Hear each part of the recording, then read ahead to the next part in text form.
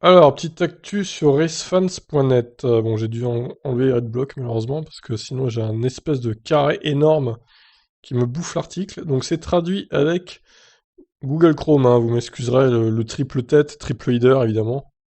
Donc le calendrier 2022, il y aurait 3 triple headers et un week-end monégasque plus court selon les dernières rumeurs. Donc je vous passe l'intro. Tac tac tac, on va passer directement à Miami. Donc, mis à part l'annonce que Miami rejoindra le calendrier des 23 courses, probablement avec une date en mai, il y a peu de choses à signaler à cet égard. Il est apparu qu'au moins une séance d'essai pour les premières voitures construites selon les nouveaux règlements techniques de la F1 devrait avoir lieu à Bahreïn, ce qui rend l'ouverture probable de la saison au Moyen-Orient. En outre, l'Arabie Saoudite avait exprimé sa préférence pour une date rapprochée. Donc je vous passe le prochain paragraphe, l'article est très long, cela dit, les contrats détenus par Monaco, Austin et Abu Dhabi expirent cette année, tout comme l'accord de Singapour. Le circuit de Barcelone a obtenu un contrat unique cette année, et les contrats Bahreïn et de Belgique ont été prolongés d'un an jusqu'à la fin de la saison prochaine, tandis que Suzuka négocie une prolongation de 3 ans de son contrat plus tôt cette année. On dit que les doutes sont mis sur la course française en raison de ses problèmes d'accès, malgré 2 ans de plus à courir. Bon, Grand Prix de Paul Ricard qui pourrait sauter dès 2022, ce serait un coup dur, hein. Bon, en même temps, est-ce que ce sera vraiment une grosse perte?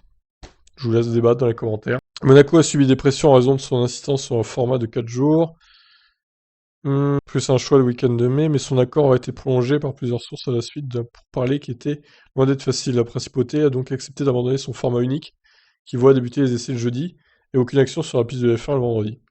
À partir de la saison prochaine, son événement adoptera le même format du vendredi au dimanche que les autres manches. Il paiera également des frais d'hébergement plutôt que de transmettre une partie de revenus et taxes supplémentaires, environ 15 millions de dollars par an, aux détenteurs des droits commerciaux. Cependant, les droits de production télévisuelle de Monaco sont toujours en discussion. La principauté insiste sur sa propre direction réalisation de caméra. Je suis pas sûr que c'est une très bonne idée. Le réalisateur monégasque n'est pas non plus très talentueux, hein, on va pas se mentir. Il y a eu pas mal de dépassements qui ont été loupés cette année. L'Espagne aura renouvelé son accord pour 5 ans, jumeau idéal avec Monaco, tandis que la propriété de Liberty basée aux États-Unis signifie qu'aucun problème n'est attendu avec le renouvellement. Il reste Singapour et Abu Dhabi. Le premier négocie son accord après s'être absenté pendant 2 ans à cause du Covid, mais la Turquie pourrait s'engager à n'importe quelle brèche. Bon, l'article est vraiment trop long, hein. Je vais passer directement à la fin, hein, parce que c'est vraiment trop long, quoi. Donc, le tableau de Race Fans, on verra. C'est des rumeurs, attention, hein, c'est pas non plus officiel tout ça. Ça commencerait le 20 mars à Bahreïn, donc 27 mars en Arabie Saoudite. 10 avril, Australie, donc, qui sera troisième. L'Australie, 2 semaines après l'Arabie Saoudite. 2 semaines après, il y a la Chine. États-Unis, le 8 mai, à Miami, donc. Après, on reviendra en Europe. Bon, là, niveau empreinte carbone, c'est pas terrible, hein. Chine, États-Unis, puis Espagne, ouais, c'est pas ouf. Une semaine après, Monaco, donc, il y aurait... Enfin, une semaine après l'Espagne, il y aurait Monaco. Pour l'instant, il n'y a pas de triple tête, de triple leader. Il n'y a que des double leaders.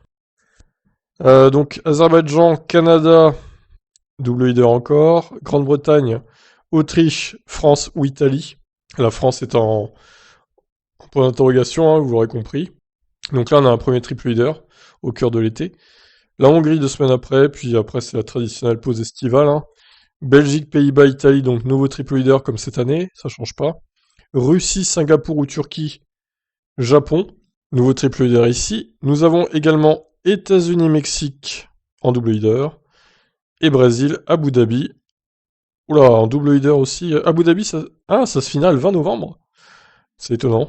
On avait pris l'habitude que ça se finisse en décembre, mais là, on repart à fin novembre, bizarrement. Bon, après, voilà, encore une fois, tout ça n'est qu'à prendre avec des pincettes, hein, c'est pas officiel.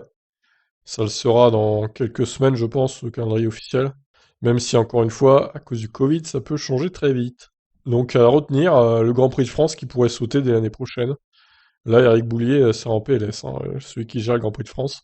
Mais en même temps, on se fait chier à cette course, hein, il faut le dire, même si 2021, c'était pas la pire, niveau course à regarder. C'était pas non plus la meilleure de la saison, donc course moyenne, hein, Grand Prix de France ou Paul Ricard. Quoi qu'en disent certains fans extrémistes, comme j'ai pu avoir dans mon live de Belgique, là. Il y a un mec qui nous disait que le Grand Prix de France ou Paul Ricard, c'est le meilleur circuit du monde, blablabla. Non, c'est faux. C'est pas parce que c'est en France qu'il faut être totalement pas objectif, donc je suis désolé, le Grand Prix de France... Qu'il y ait un Grand Prix de France, pourquoi pas au Mans ou au circuit Bugatti près du Mans? Moi je dis oui. Par contre, au Castellet, c'est non. C'est non, c'est non. Ou alors un retour à Manicourt, mais il faudrait moderniser tout ça. Et je pense que ça, malheureusement, ça coûterait trop cher au circuit de Manicourt, au département de la Nièvre. Donc ça ne se fera jamais, je pense. Donc on pourrait très bien voir disparaître le Grand Prix de France à terme. C'est terrible. Bon, eh ben, sur ce, je vous laisse réagir. Ciao.